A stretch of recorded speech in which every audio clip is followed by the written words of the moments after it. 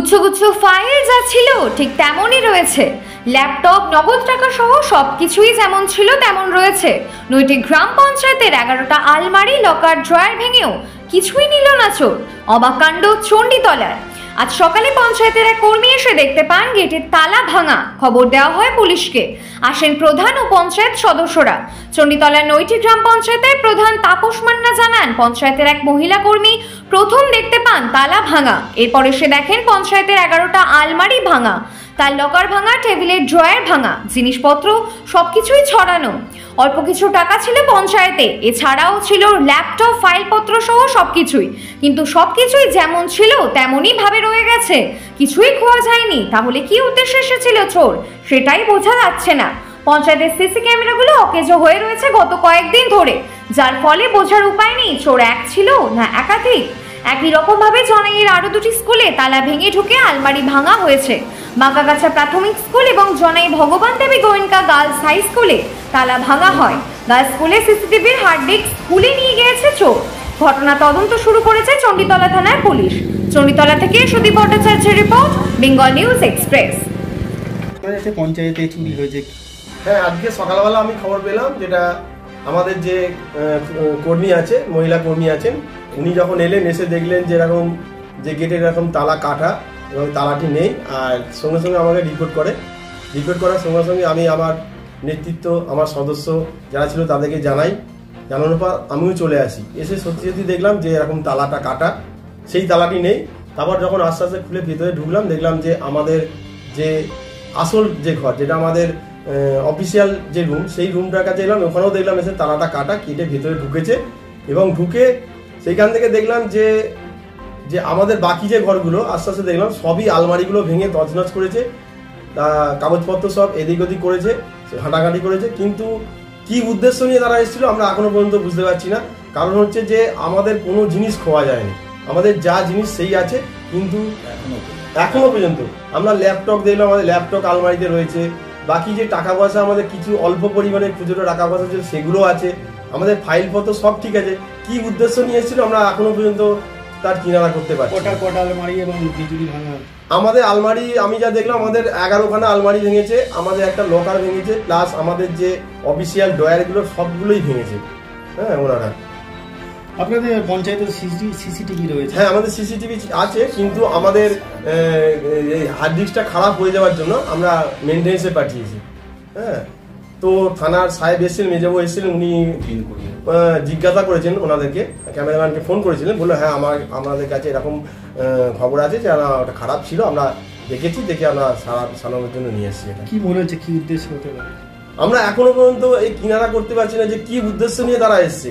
এই আমাদের পঞ্চায়েতে করেছে, নয়টি গ্রাম পঞ্চায়েতে এরকম করেছে। করার পর এখান থেকে বেরিয়ে আমাদের বাঁকাগাছা একটা ননিলাল প্রাথমিক বিদ্যালয়, সেখানে এরকম ঘটনা ঘটিয়েছে। তারপরে আবার খবরে আমরা পেলাম যে ভগবান দেবী গোয়েঙ্কা জনাই স্কুল, ওখানেও সেই একই ঘটনা ঘটেছে। একই পদ্ধতিতে কাজগুলো হয়েছে, কিন্তু ওখানেও আলমারি ভাঙা হয়েছে, এখানেও ঠিক যে প্রসেসে আলমারি ভাঙা হয়েছে ঠিক সেইভাবেই আলমারিগুলো সব ভেঙেছে। আপনার নাম? আমার নাম তাপস মান্না, প্রধান নয়টি গ্রাম পঞ্চায়েত। কি ঘটনা ঘটেছিল স্কুলে? গতকাল রাত্রেবেলায় জানি না কারা আমাদের স্কুলের যে গিল আছে, স্কুলের গিল খুলেছে, জানলাটা খুলে ভেতরে ঢুকেছে। আলমারি, কয়েকটা আলমারি আছে, আলমারিগুলো লকারগুলো ভেঙেছে। আমরা এখন পর্যন্ত তেমন কিছু খুঁজে পাইনি যে মিসিং কী হয়েছে, এটা এখন তেমন আমাদের চোখে পড়েনি। আর ল্যাপটপ ফ্যাপটপ যেগুলো ছিল সবই ঠিকই আছে, কিন্তু কেন এরকম হলো সেটা আমরা এখন একটু বুঝতে পারছি। চোর ঢুকেছিল চুরি করতে, কিন্তু কিছু চুরি হয়নি। না, চুরি তেমন কিছু আমাদের এখনও চোখে পড়েনি। হয়তো পরে হয়তো আমাদের চোখে পড়তে পারে যে হয়েছে। আমরা ইতিমধ্যে থানাকেও জানিয়েছিলাম, থানার থেকে সব আমরা এসে দেখে গেছে। কি নাম আপনার? আমার নাম হচ্ছে ভূপতি রায়। ওদের কোন স্কুল? স্কুলের নাম বাঁকাগাছা ননিলাল জুনিয়র বেসিক স্কুল।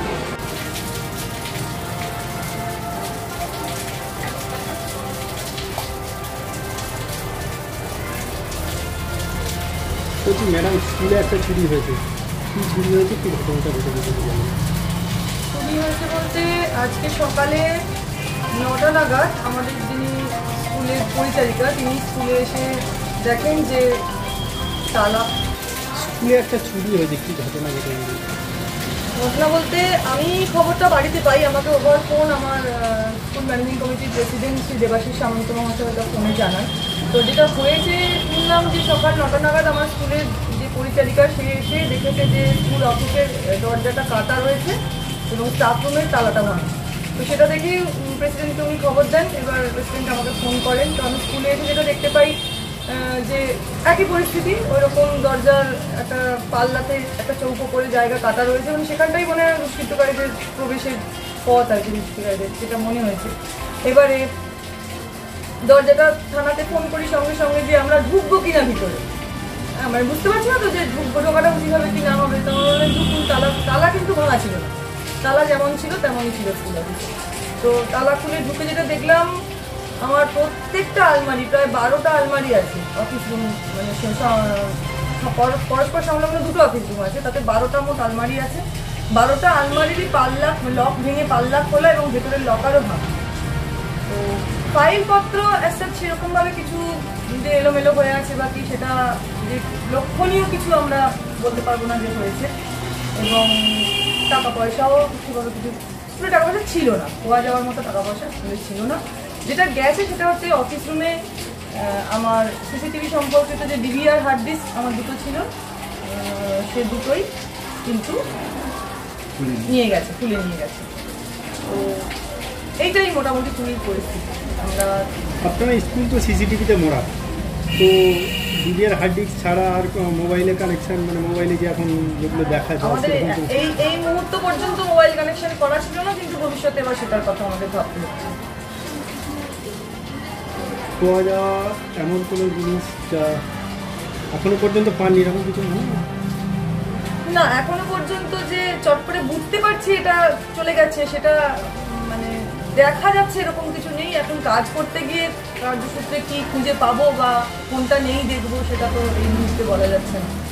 কি মনে হয় স্কুলের মধ্যে তো এমন কিছু থাকে না যেটা চুরি হওয়ার মতো, আর যা কিছু ছিল কিছুই তো নিয়ে যায়নি, কি উদ্দেশ্যে? এইটাই তো, এর উদ্দেশ্যটাই একদম বোঝা যাচ্ছে